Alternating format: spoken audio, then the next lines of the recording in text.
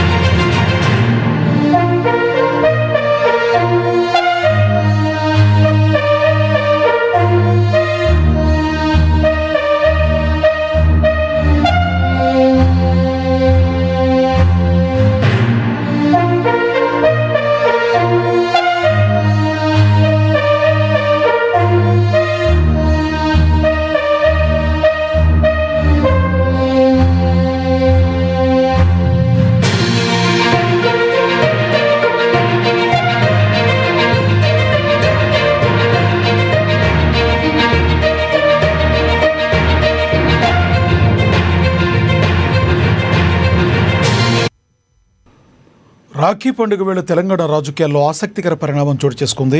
ముఖ్యమంత్రి రేవంత్ రెడ్డికి మంత్రి కొండా సురేఖ రాఖీ కట్టారు.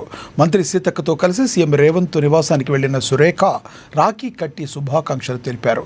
అయితే పార్టీల వివాదం తర్వాత తొలిసారి సీఎం రేవంత్ను సురేఖ కలవటం ఇప్పుడు చర్చనీయాంశంగా మారింది. మరోవైపు పండుగకు ముందే కొండా సురేఖ చుట్టూ వివాదాలు ముసురుకున్నాయి. ఆమెను బర్తరఫ్ చేయాలంటూ ఎమ్మెల్యేలు ఎమ్మెల్సీలు డిమాండ్లు తెరపైకి వచ్చాయి.